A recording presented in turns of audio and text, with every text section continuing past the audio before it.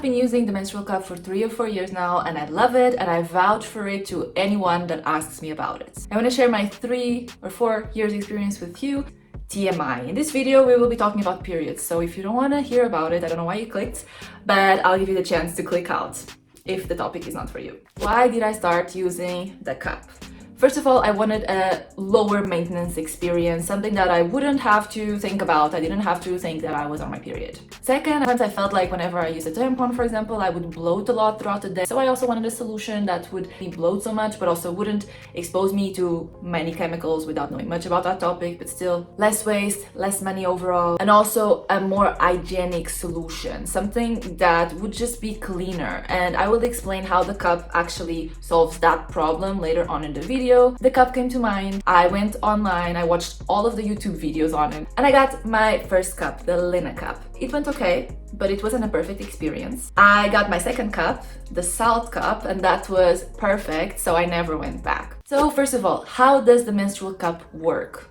The menstrual cup is a medical grade silicone cup that you use when you have your period, much like a tampon. However, instead of absorbing your period like the tampon does, the cup collects it. It creates a little vacuum. The vacuum, what it does is that it makes sure that no period flow passes around the cup. And also my favorite feature is that it prevents the flow from getting in contact with air as it does when it comes out or whenever you use a tampon. So there are no odors, it's much more hygienic, and there are no bacteria forming. But how do you choose your cup? How do you do to make sure you choose the perfect fit for you? So first of all, there are really good quizzes online, so I would recommend that you go on Google and you take one or several quizzes just to really get acquainted to the options that you have for menstrual cups. Overall, the cups will differ in how flexible the cup actually is. They also differ in how big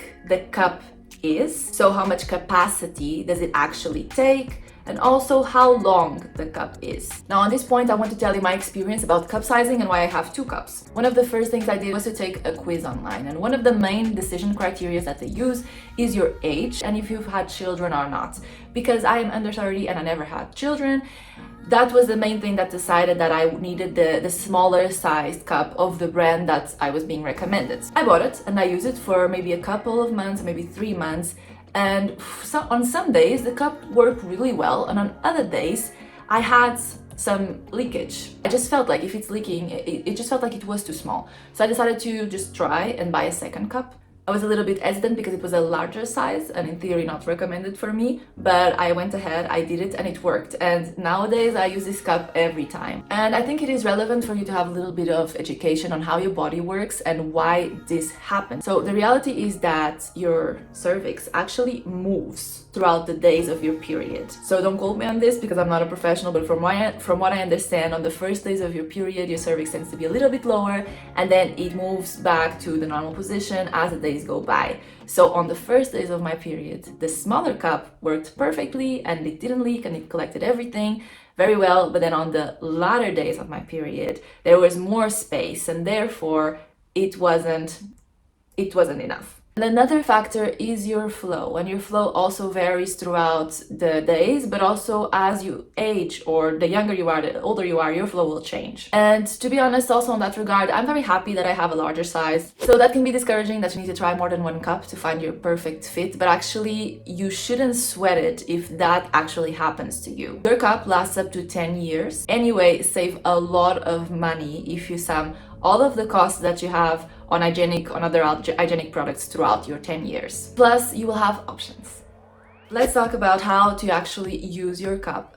So at the start of each cycle, you need to sterilize your cup. And the easiest way to do that is to boil it in a pot with boiling water. Just make sure that it doesn't that you use enough water so that it doesn't touch the floor of the pot and therefore burns. Always wash your hands before, or you change it or you clean it. And pro tip is also easier if your nails are not too long so that you don't hurt yourself. When it comes to folds, it's really down to personal preference. You have 3 main folds, so the U or C fold. This one is my favorite because I feel like it makes it the smallest. And you have the punch down fold, which apparently a lot of beginners love, so you can also try that one.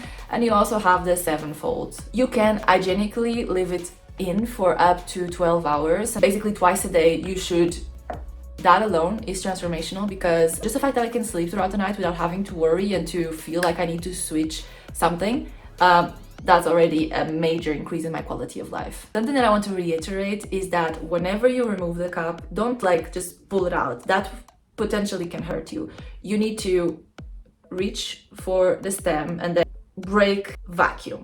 You need to break the vacuum by pinching the base and then slowly pull it out. This way it will not hurt you. Just make sure to always pinch the base of it before you plug it out. Empty it, rinse it, make sure the vacuum holes are clear, and rinse it and you can put it back on. So besides sterilizing it at the beginning in the boiling water, you can choose to do so again 1 or 2 more times in the same cycle, but you don't have to. I do that sometimes, but not always. Each time you take it out, make sure to rinse it very, very, very well. If possible, you should rinse it in cold water to avoid that it gets stains. That really works very well. And that's it. There is literally nothing else to it. If possible, make sure that the very first times that you are using your cup, that you are home. Because the reality is that it may take you a few periods, like 2 or 3 periods, to get the hang of it and to feel very comfortable with it, minimize the chance of you having any accident when you're out and about. And now to the FAQ. So about switching your cup or clearing your cup when you're outside of the house. To be very honest, this is not often needed at all, because as I said, it lasts up to 12 hours, and on most days that would be totally fine. I think for most people that will be fine. But if needed, just please don't panic. Wash your hands before going in the stall. Don't touch anything. Empty it and put it back on. You can remove it again and rinse it and do your thing when you're back home. There is literally no stress. Question number 2. What about bowel movements with a cup on? Does it work, or how does it work? So honestly, there is no rule. Like, do whatever works for you, right? I just want to say 2 things. On the one hand, I think it is a little bit harder, and on the other hand, it can happen that is pushed out. Personally, I think it's better to remove the cup and then you can put it back on when you're done. How do you know when the cup is full and you need to empty it? So you will start to feel what I can only describe as bubbles. So you will essentially start to feel like air bubbles. So as the cup gets fuller, of course, whenever it was empty, there was air inside, so it gets fuller, there will be air moving out. And especially at the beginning of the cup journey, I'd recommend that every time you start to feel some bubbles, you go empty it. Also because it will give you more information, more experience to see how your flow is. What does your actual period look like on the cup? It's very, very different. You cannot imagine what what's absorbed in the tampon actually looks like on the cup. So just go there. Even if it's empty, it's good for you to have the experience and to know the feeling and what it may mean. Next question, what menstrual cup should I get? What menstrual cup is best for beginners? What menstrual cup is best for me? I recommend that you take an online quiz to really find out what's best for you. For me, my favorite one is the SAALT cup, and I've used this one for years, as I told you, and I like it because it is quite soft and flexible, and I have the big size and it works very well. I think this shape is also good for me, so I have no complaints. Next question, how to clean your menstrual cup. I talked about it earlier in the video. Here's a timestamp, you can go back to it. Why does the menstrual cup leak? If it's leaking, it's probably because the vacuum isn't working properly. So it is probably not well placed. And the way you can fix it is that just move it around a little bit and you'll likely feel something shifting and like the vacuum working. Alternatively, you can also remove it and put it back on. I think that's always a better option.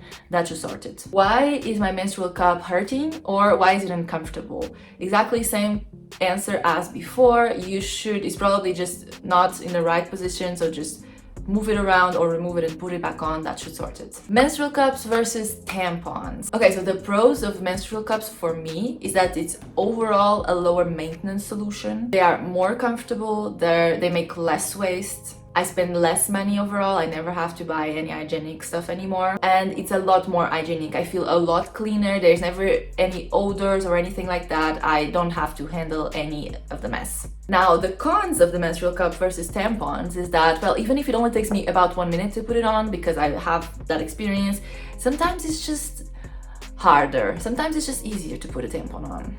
Now, menstrual cups versus pads. Honestly, exactly the same as the menstrual cup versus tampons from my experience. This is exactly how I see One is how I see the other. Can I use a menstrual cup on a plane? And this one, I don't know if anybody else has this thought. I didn't find anything online answering this question, and this is something that had me panicking. Don't be paranoid like me. You can use a menstrual cup on a plane, yes. Last question, where can I buy a menstrual cup? I will leave a link to my favorite menstrual cup down below, so you can buy it right on the link in my description. Or these days you can also buy a menstrual cup in pretty much any store where you can buy hygienic products. Even OB, which is a very big brand here in Europe, has a menstrual cup. However, as I told you, menstrual cups are all built differently, so if you cannot make the first menstrual cup that you buy work for you, please don't give up. Just try a different one. Figure out what exactly about that cup is not working for you and try a different one. Overall, it's a great investment and I will recommend it to anyone. It's truly so liberating. So thank you so much for watching and I hope this helped. We see us next time for another one. Bye.